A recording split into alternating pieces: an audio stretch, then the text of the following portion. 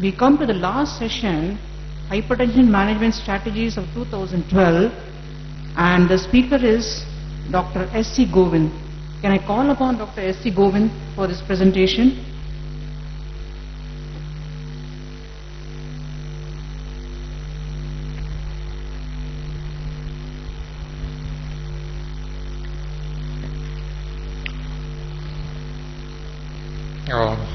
Good evening to all of you, respected chairpersons and friends.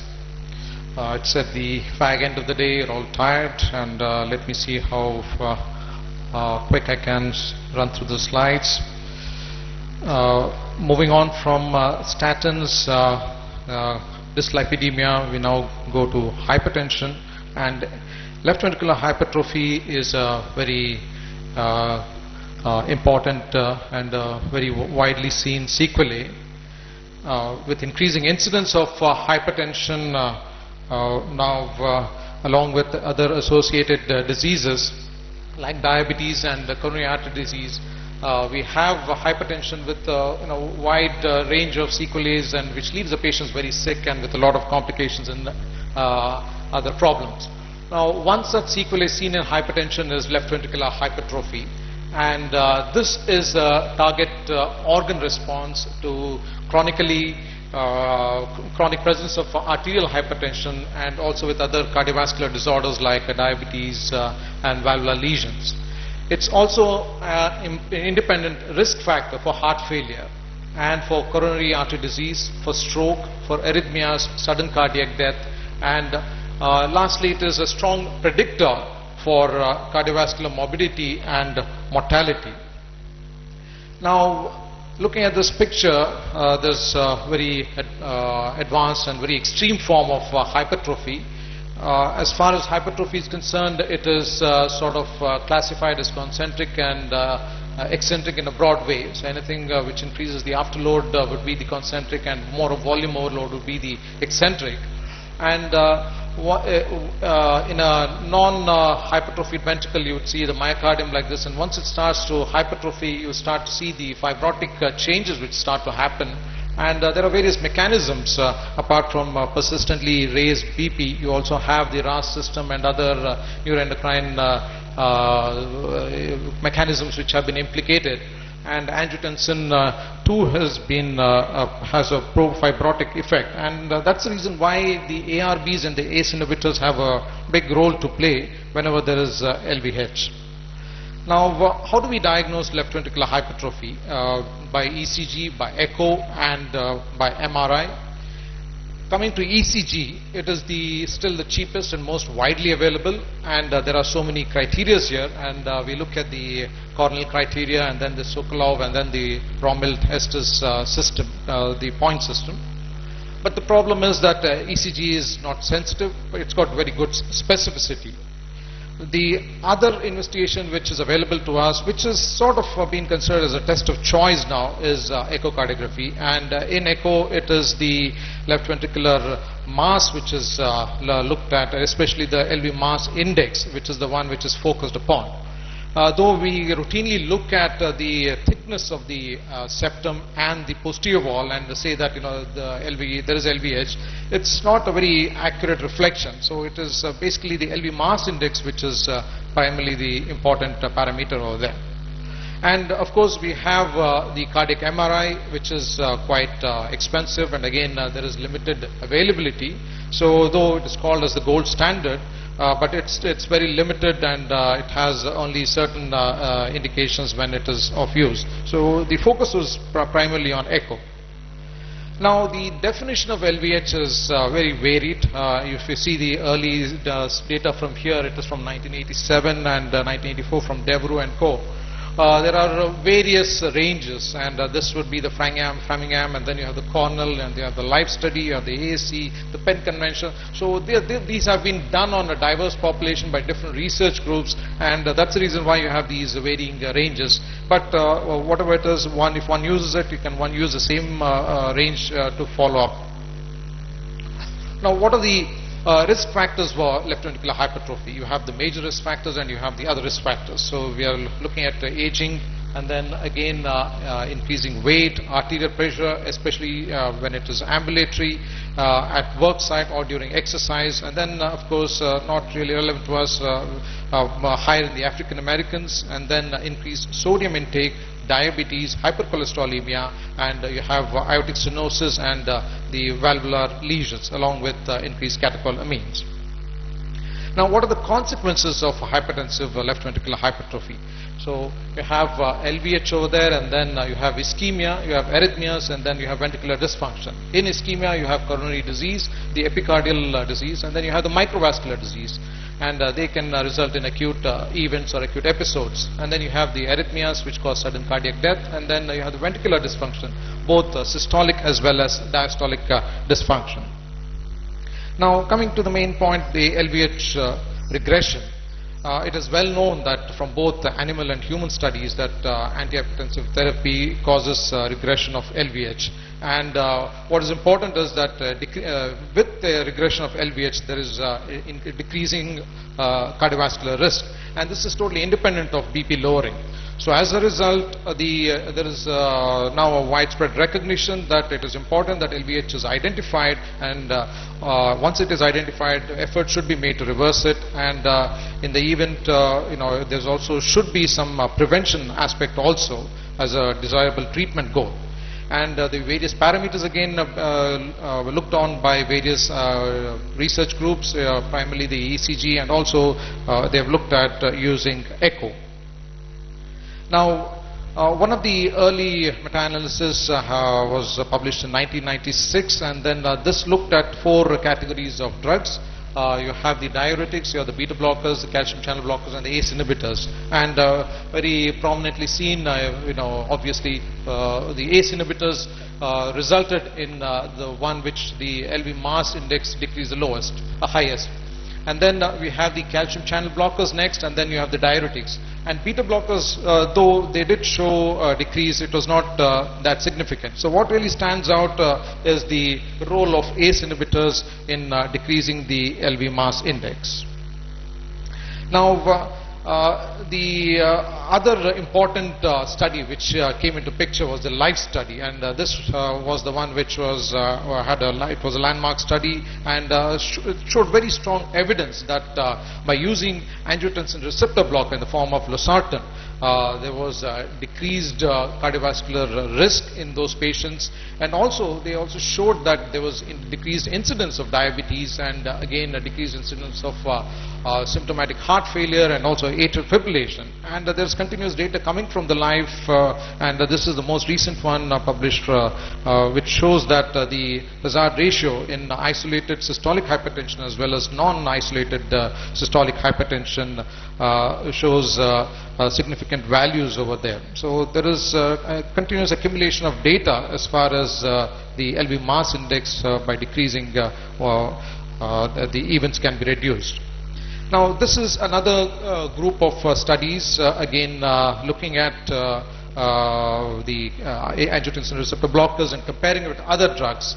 And these are from the last decade, starting from 2000. And then you can see that there are these are the study population numbers here, ranging from 114 to 960 by Dr. Devru here, and then the duration varied from 8 months to 60 months.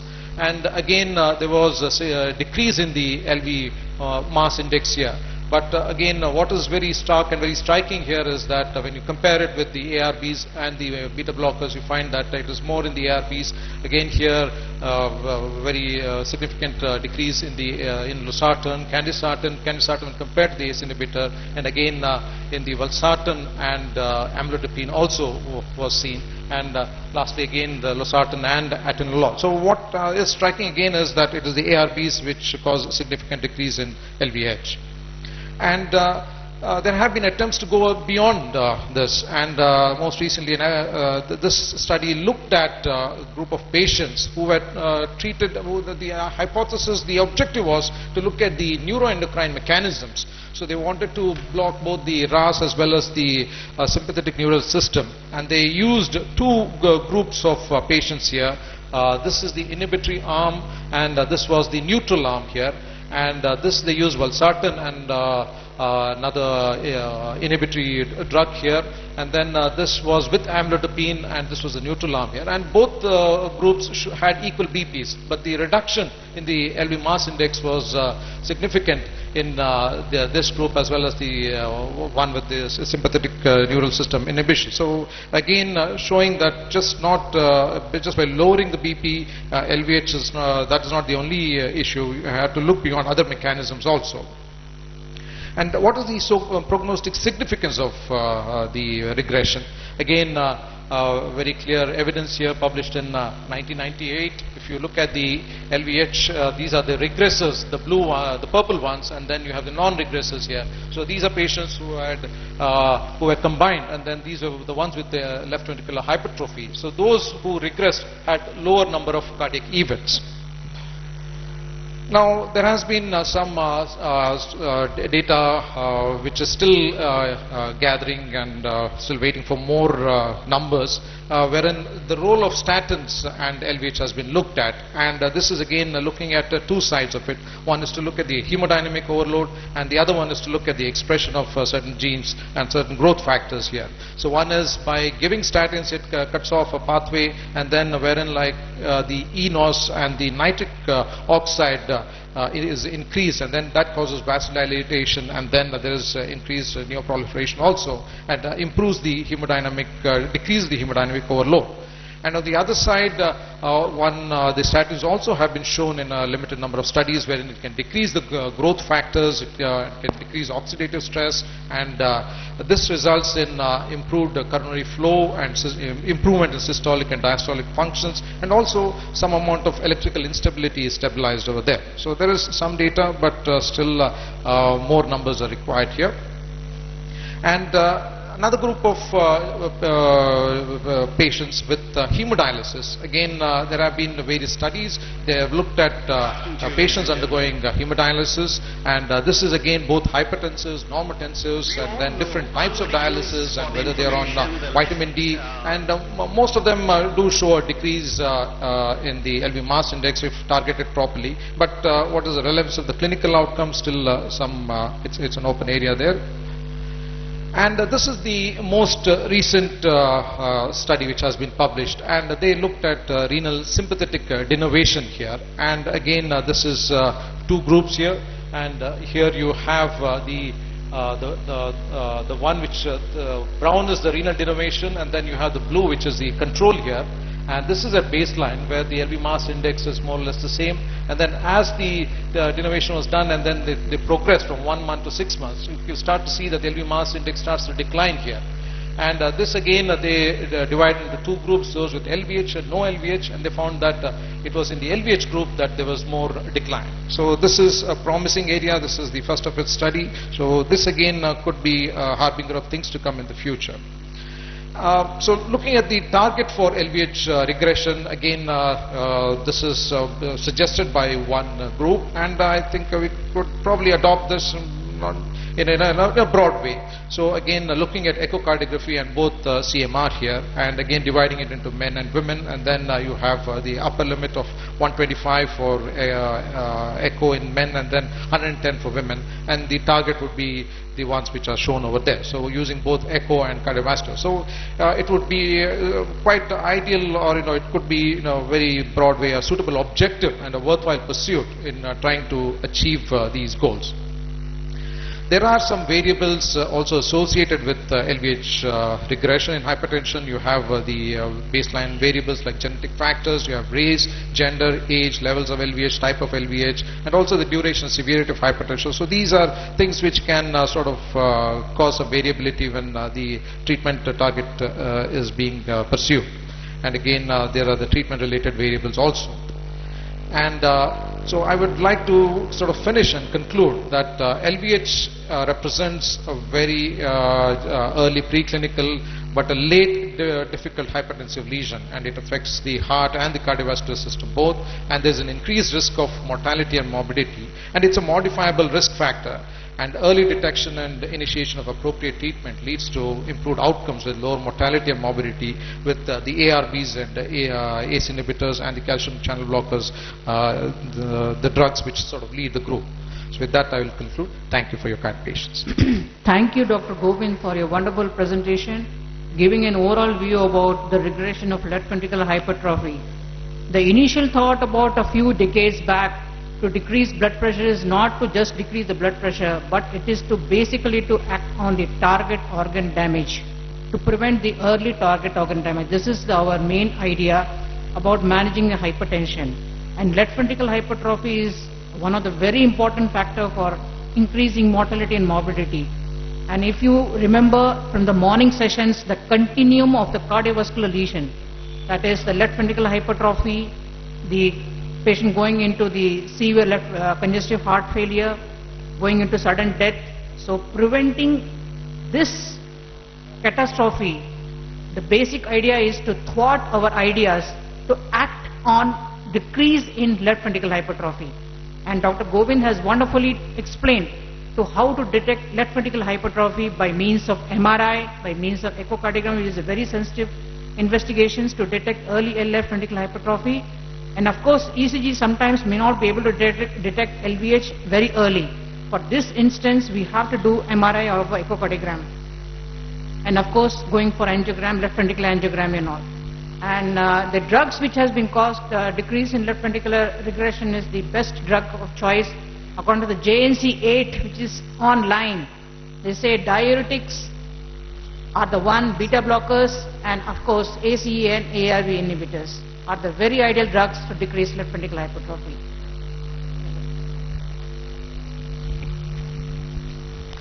As a psychologist in mind-body medicine, this night's tight presentation, even I could understand it. I found it excellent, tight, and neat. Thank you, Dr. Govind. I will call upon the next speaker, Dr. Sibel Enar from Turkey. She will be speaking on role of echocardiography in hypertension.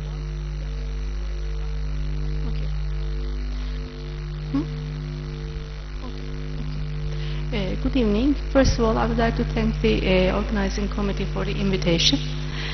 My topic is the role of echocardiography in hypertension. Systemic hypertension causes hypertensive heart disease.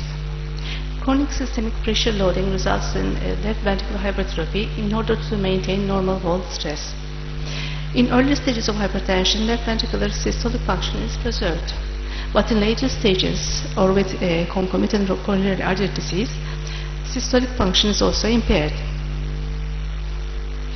These are the echocardiogram findings related with hypertension: left ventricular hypertrophy, left atrial dilatation, diastolic dysfunction, systolic dysfunction, mitral annular calcification, aortic sclerosis, and aortic root dilatation. This is an example showing left ventricular hypertrophy, mitral annular calcification, and aortic sclerosis.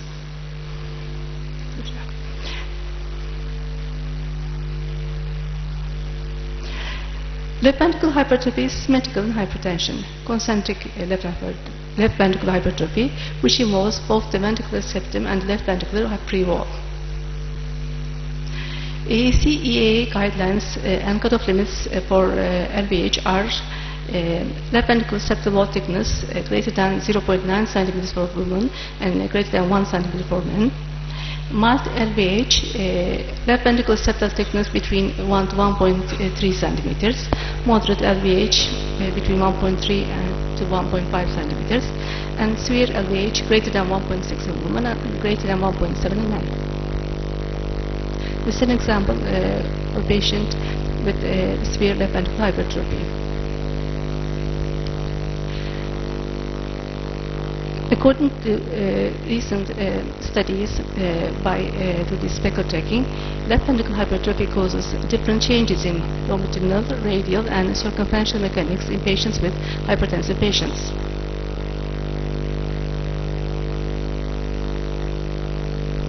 In this study, the authors have shown that longitudinal strain decreases in left ventricular hypertrophy.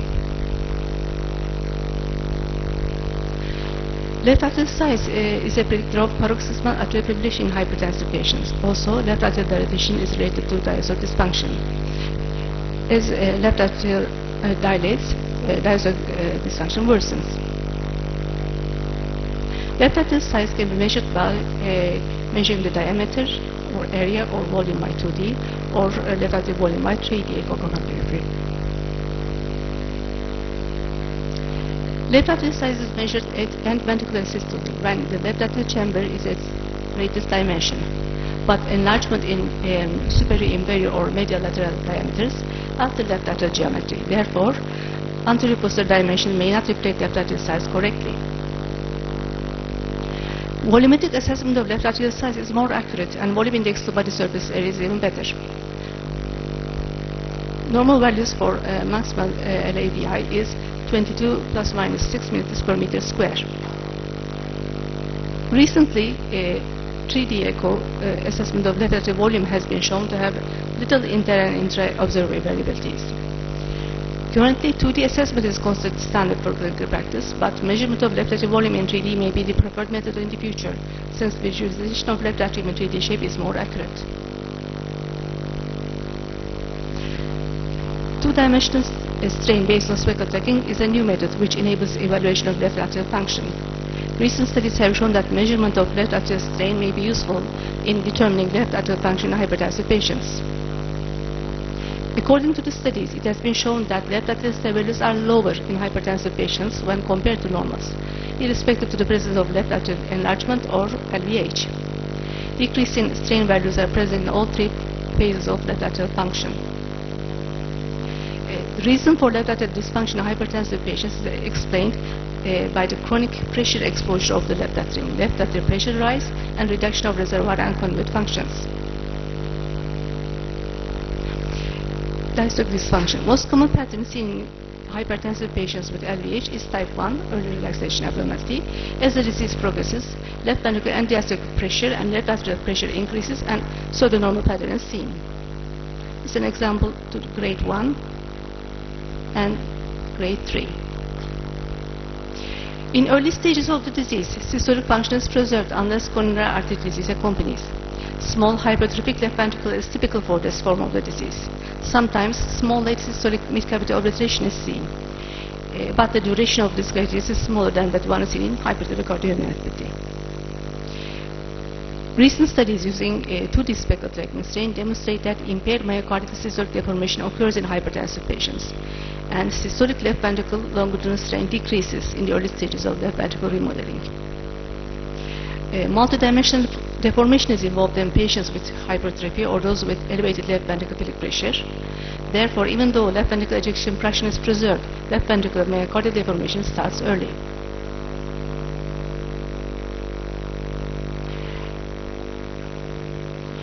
Mitral annular calcification is frequently seen in chronic hypertensive patients. It is the reason for mild or moderate mitral regurgitation in these patients. It's an example of mitral annular calcification, and this is mitral regurgitation. Aortic sclerosis and aortic root dilatation are also common findings for hypertensive patients. Aortic annulus dilatation is seen in progressed disease.